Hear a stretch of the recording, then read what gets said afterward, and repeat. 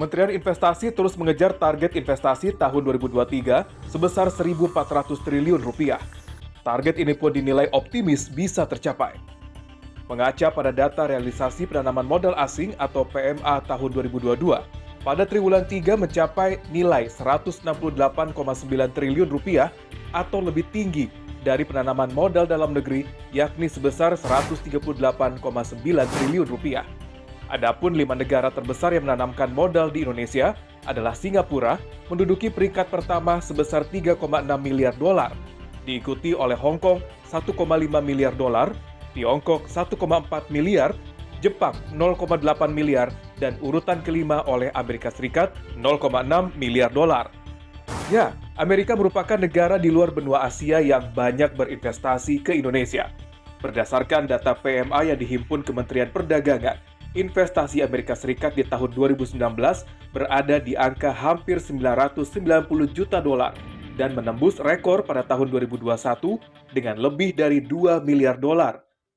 Kerangka kerjasama ekonomi Indo-Pasifik yang digagas Amerika Serikat pada Mei 2022 diharapkan mampu menarik banyak investasi baru ke Indonesia. Namun investasi ini tidak semuanya berorientasi pada bisnis dan mencari cuan. Investasi Amerika Serikat ke Indonesia pun ada dalam bentuk lain, seperti pengembangan sumber daya manusia hingga mendorong ekosistem energi hijau. Salah satu organisasi yang banyak melakukan investasi dalam sektor ini adalah USAID.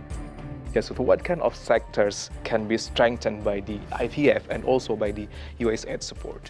So USAID works across the U.S. government with USTR, the U.S. Trade Representative, the Department of Commerce, the Department of State, and others to implement the 4 pillars of the Indo-Pacific economic framework. So it's the connected economy, the resilient economy, the clean economy, and of course, the fair economy. And so these 4 areas are the investments that USAID makes in Indonesia moving forward.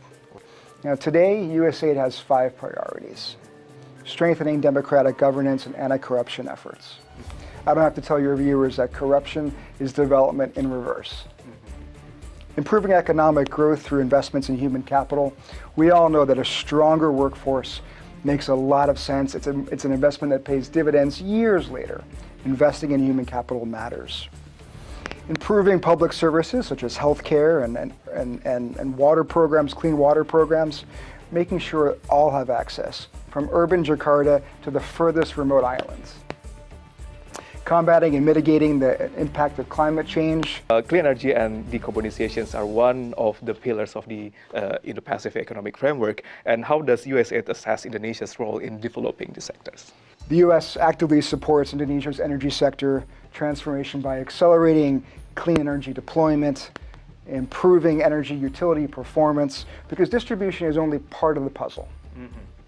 USAID has introduced tools to improve national and provincial electrification planning. Yes. So modernizing the grid to absorb more renewable energy, right? And so the demand is there. Yeah. The energy isn't quite on the grid, but supporting electric vehicles, for example, would require a more robust grid, a smarter grid. These are tools that we have in place now, today. So access is the other side of the puzzle, though. We've mobilized almost $1.8 billion in renewable energy since 2011. Right? So this has meant an additional 667 megawatts on the grid, and that really means power to 5.7 million households. This is not a small investment. This is proof of concept. We're expanding, and we're looking forward to partnering with our team in Indonesia. But overall, we're working with the government of Indonesia and the private sector to seize opportunities in the digital economy. And while doing so, pushing to ensure that small and medium-sized businesses can benefit from the region's growing e-commerce sector. I don't have to tell you that Indonesia's e-commerce sector is one of the largest in the world. Yeah. We're also pushing, though, for strong labor and environmental standards and corporate accountability to ensure a race to the top for workers in the digital trade space. Thank you very much, Chris, once again. Wonderful speaking with you, really.